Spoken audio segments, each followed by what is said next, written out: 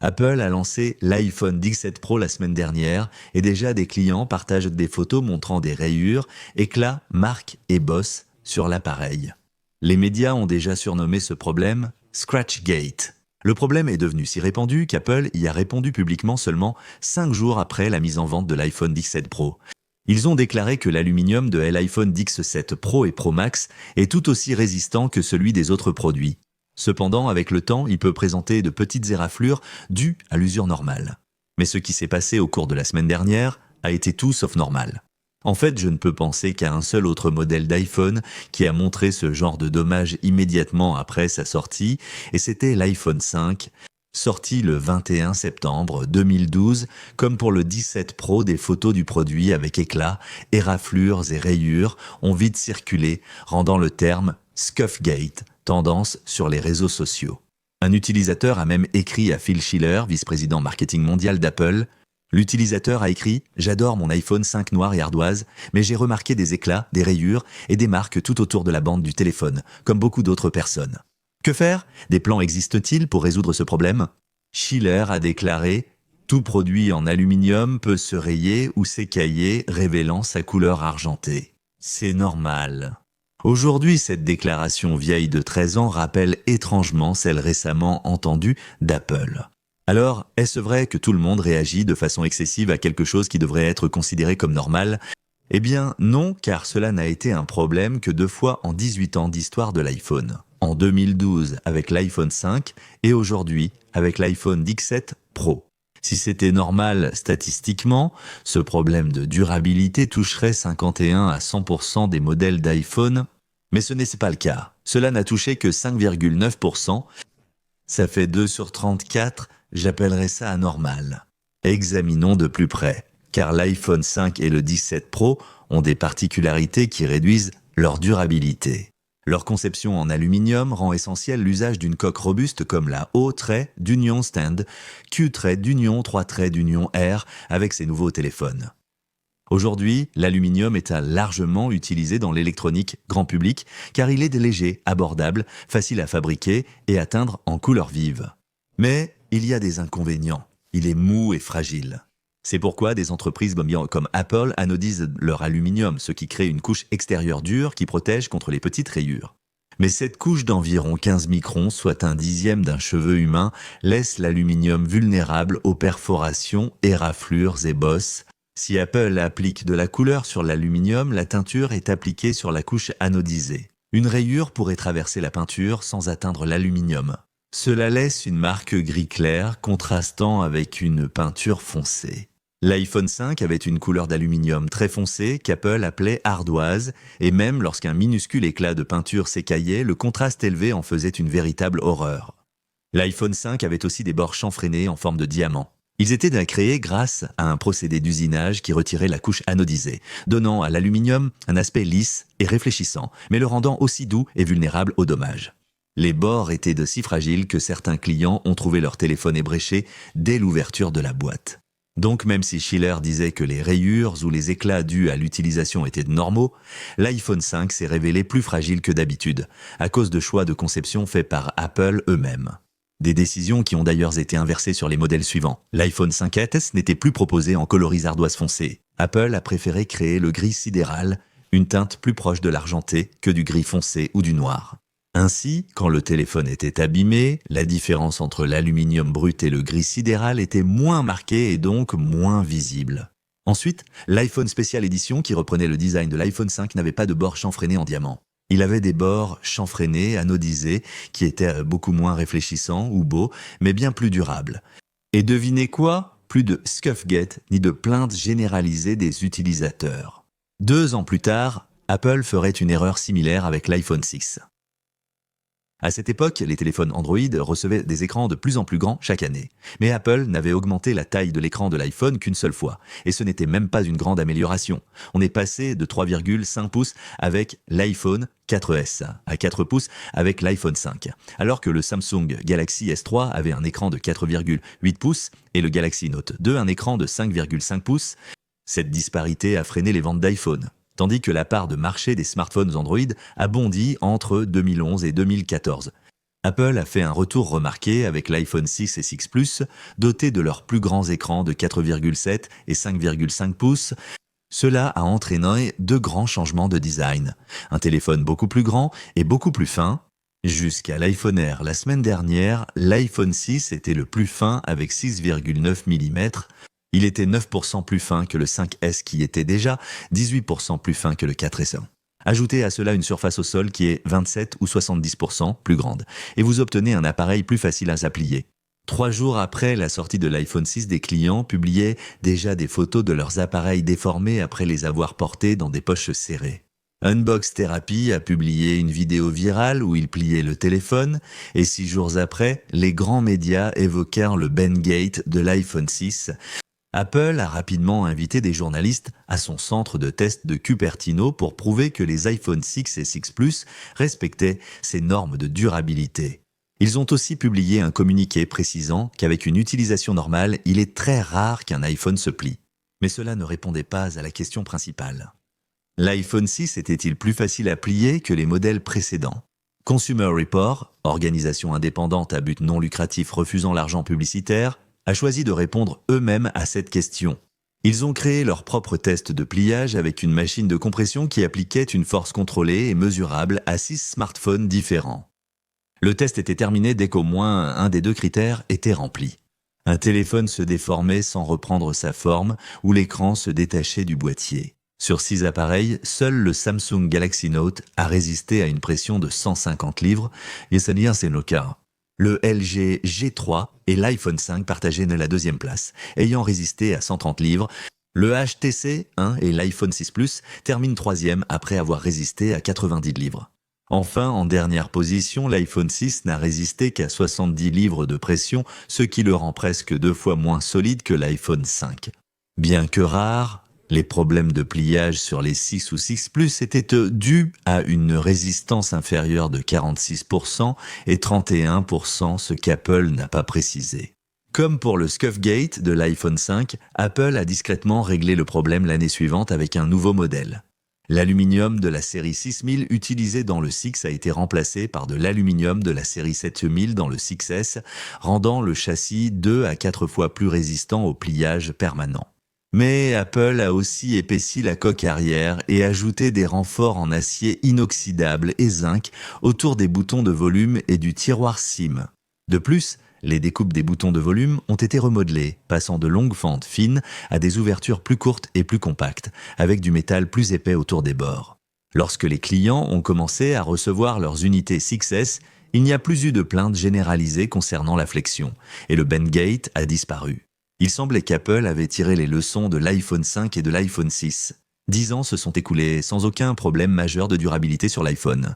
Et c'est parce qu'ils ont pratiquement résolu le problème en utilisant des métaux plus durs et un verre plus résistant. En 2017, l'iPhone X fut le premier à avoir un cadre en acier inoxydable. C'était une amélioration par rapport à l'aluminium car il était 3 fois plus rigide, ce qui le rendait encore plus difficile à plier et presque 2 fois plus dur, augmentant ainsi la résistance aux rayures. Ce matériau plus coûteux donnait au téléphone une sensation haut de gamme. C'était crucial avec l'iPhone X, premier modèle à $1000, bien plus cher que le 7, plus à $770. Mais chaque matériau a ses inconvénients. Avec l'acier inoxydable, c'était le poids, étant 3 fois plus lourd que l'aluminium. Apple a utilisé l'acier inoxydable sur les iPhones haut de gamme jusqu'au 15 Pro en 2023. Il était doté de titane, qui pèse presque 2 fois moins que l'acier tout en étant presque aussi durable. Mais il a un gros inconvénient, le prix. Le titane coûte environ 10 à 15 fois plus cher que l'aluminium et 6 à 10 fois plus cher que l'acier inoxydable. Ceci est surtout parce que le métal est plus difficile à extraire et obtenir. L'extraction du titane est énergivore, lente et limitée à un petit nombre d'endroits dans le monde. Cela signifie qu'il y a moins de raffineries qui vendent ce matériau, ce qui fait augmenter le coût. Lors du développement de l'iPhone X7 Pro plus métallique que le 16 Pro, Apple a sans doute envisagé des alternatives au titane à cause de son coût élevé. Car, pour la première fois en 9 ans, Apple fabrique ses iPhones les plus chers avec leur métal le moins cher, l'aluminium. Ce n'était pas seulement pour économiser de l'argent. Lors de la présentation de l'iPhone 17, Pro, Apple a expliqué que l'aluminium offre une conductivité thermique 26 fois supérieure à celle du titane. Et même si c'est techniquement vrai, son effet réel sur les performances d'équilibre thermique d'excès du 17 Pro est bien moins spectaculaire. Pour un appareil fin comme l'iPhone, la dissipation de chaleur dans l'air n'est pas le principal facteur limitant. Il s'agit de diffuser rapidement la chaleur dans l'appareil pour éviter la surchauffe de la puce. Donc, en réalité, le nouveau système de refroidissement à chambre à vapeur du 17 Pro contribue bien plus à ses performances thermiques. Et il y a des preuves pour appuyer cela. Prenez l'iPhone 8 et l'iPhone 10 par exemple. Le cadre en aluminium de l'iPhone 8 conduisait la chaleur 10 fois mieux que le cadre en acier de l'iPhone 10. Mais lors de la même tâche intensive, l'iPhone 8 a atteint 44 degrés Celsius et l'iPhone 10 a atteint 45 degrés. Ils utilisaient les mêmes dissipateurs en graphite interne pour évacuer la chaleur de la puce, rendant les résultats pratiquement identiques. D'autres tests révèlent que les ordinateurs portables avec une chambre à vapeur atteignent environ 60 degrés Celsius en charge, alors que des modèles concurrents similaires avec Caloduc montent à près de 80 degrés Celsius. Cela représente une réduction de température de 25%, attribuée uniquement à la chambre à vapeur. Quels sont les résultats des tests du 17 Pro ? Sous charge, le 17 Pro Max atteint 33,3 degrés Celsius contre 43,1 degrés Celsius pour le 16 Pro Max. C'est une réduction de température de 23%, ce qui correspond aux performances des chambres à vapeur standard de l'industrie. Bien sûr, ces tests sont évidemment limités, et je suis sûr que le cadre en aluminium du 17 Pro contribue en partie à l'amélioration de sa gestion thermique, mais je ne pense pas que ce soit un facteur aussi important qu'Apple veut nous le faire croire. Je suis curieux de comparer un 17 Pro en titane avec chambre à vapeur. Sacrifier un peu la performance thermique de l'aluminium pour la durabilité du titane en vaudrait la peine. Il est aussi techniquement vrai, comme l'a dit Apple, que l'aluminium montre de petites éraflures avec l'usure normale. On l'a vu récemment avec le MacBook Pro noir, sidéral, en 2023. Comme pour l'iPhone 5 ardoise, son anodisation foncée a révélé des défauts qu'une couleur plus claire ou l'argent aurait masqués. Des clients du monde entier ont publié des photos en ligne pour dénoncer la peinture fragile, surtout écaillée autour du port USB-C où le frottement du connecteur métallique suffit à l'endommager. En outre, un bord en aluminium à angle droit de 90 degrés est très vulnérable, car le revêtement anodisé n'y adhère pas bien. Cela porte un nom, l'effet de bord. Un rapport de fabrication précise que les revêtements anodisés croissent perpendiculairement à la surface. Ainsi, des vides se forment sur tous les coins et arêtes vifs où le revêtement s'effrite souvent. Toutes les arêtes et tous les coins doivent être cassés avec un rayon pour obtenir un revêtement uniforme. C'est la principale raison pour laquelle l'iPhone 17 Pro est aussi fragile. Premier modèle doté d'une bosse de caméra en aluminium avec un bord anodisé tranchant sur tout le périmètre. Une décision encore pire que les bords chanfreinés de l'iPhone 5, car la bosse de la caméra dépasse et elle est presque 2 fois plus grande que celle de l'an dernier, ce qui augmente les risques de choc, de rayures ou d'éraflures par un autre objet. Quand on pose le 17 Pro, il repose directement sur la bosse de la caméra. Elle va entrer en contact avec des objets et au lieu d'en faire la partie la plus résistante du téléphone, Apple en a fait la plus fragile. Et pour ceux qui disent que vous devriez simplement mieux prendre soin de votre téléphone, je réponds qu'Apple devrait mieux prendre soin de ses clients. Regardez le prix de l'iPhone ces 10 dernières années. Il est passé de $650 à $1000, puis à $1100 et enfin à $1200. Aujourd'hui, on paye presque le double pour l'iPhone le plus haut de gamme, donc je ne pense pas qu'il soit exagéré d'attendre un produit plus premium. Cette situation est d'autant plus frustrante qu'Apple a déjà résolu la durabilité de l'iPhone. En 2017, l'aluminium à l'arrière a été remplacé par du verre renforcé par des ions, l'iPhone X adoptant l'acier inoxydable à la place de l'aluminium. En 2023, nous avons eu le titane. Depuis 8 générations, les iPhones sont devenus de plus en plus résistants. Mais cette année, l'iPhone est devenu nettement plus fragile. C'est sans précédent.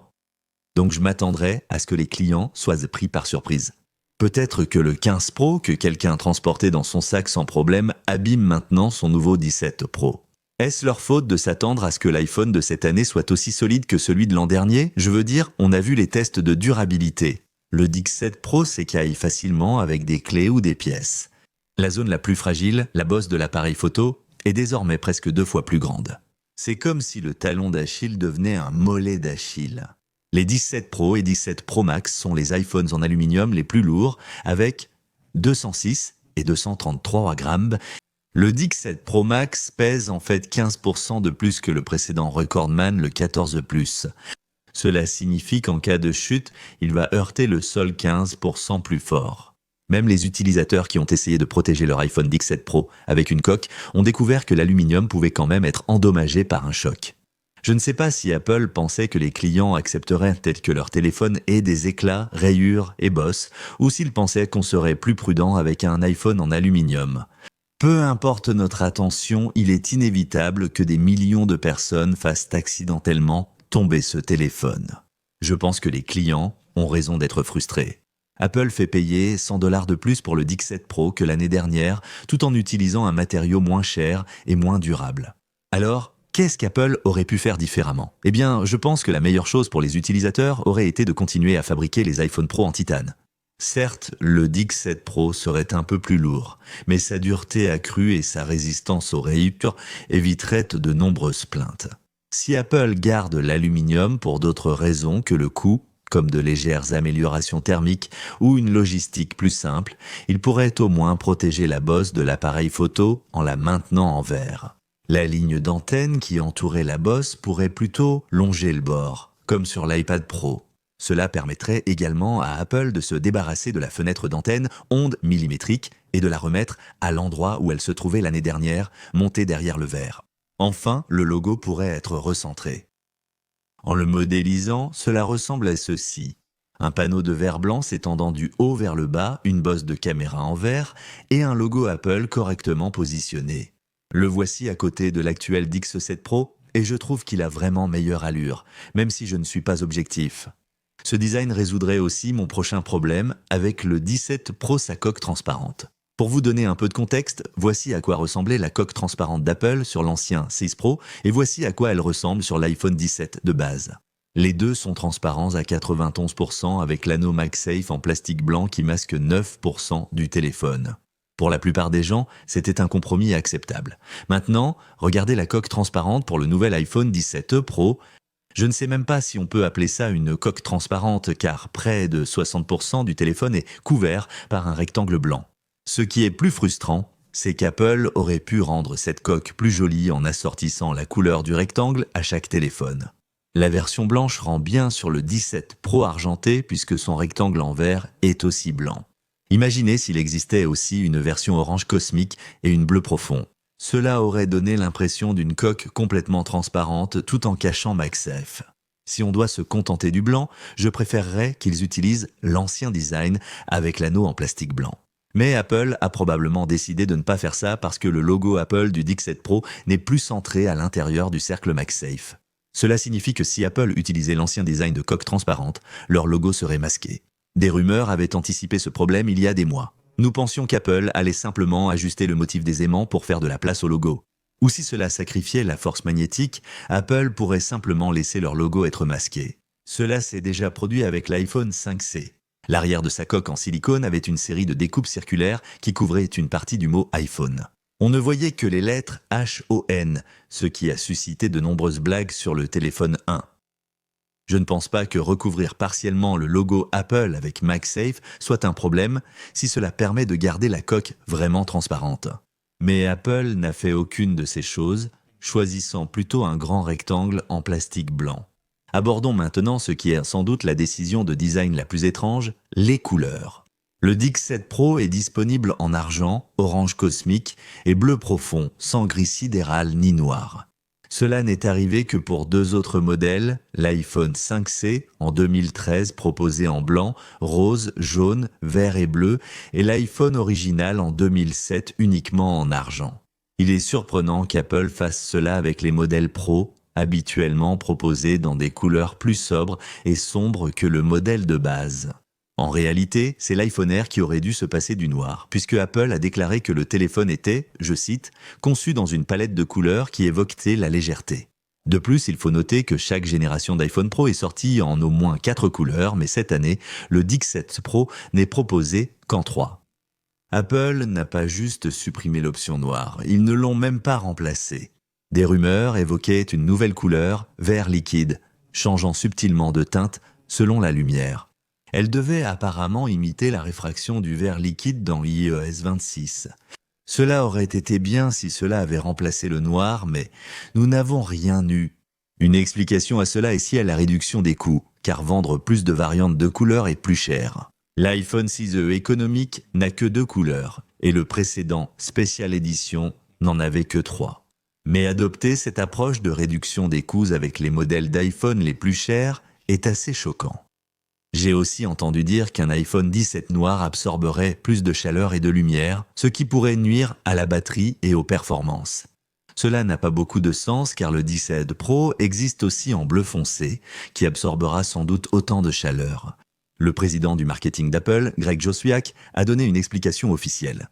Il a dit « Nous avons eu différentes nuances de foncé pendant des années. Nous savons que les gens voulaient du foncé, et nous avons obtenu un bleu profond. Donc, on dirait qu'Apple voulait simplement changer un peu les choses cette année. C'était encore plus visible avec la nouvelle couleur orange, la teinte la plus saturée jamais vue sur un iPhone Pro. En réponse, Joswiak a proposé « Vous voulez une couleur amusante ? Que pensez-vous de l'orange cosmique ?» Ce qui soulève un point intéressant. Les iPhone Pro proposent souvent des couleurs plus sobres que les modèles standards, sûrement car l'acier inoxydable et le titane retiennent moins bien la couleur que l'aluminium anodisé. Donc avec le 17 Pro, Apple avait l'occasion de proposer une teinte vive et saturée, ce qui, je pense, va ravir beaucoup de gens. D'un autre côté, cela rend encore plus décevant le fait que nous soyons limités à seulement 3 options de couleurs pour le 17 Pro au lieu de 4 ou 5 comme les années précédentes. Je teste actuellement le 17 Pro Max et j'apprécie de nombreux aspects que je présenterai dans ma prochaine vidéo.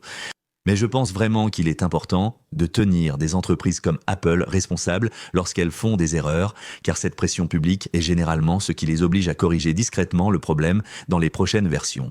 C'est ça ce qui s'est passé avec l'iPhone 5S à cause du Scuffgate, avec l'iPhone 6S à cause du Bendgate, et c'est ce que je pense qui arrivera l'année prochaine avec l'iPhone 18 Pro à la suite du bruit que nous faisons aujourd'hui à propos du Scratchgate. C'était Apple Explained. Merci d'avoir regardé, à la prochaine vidéo.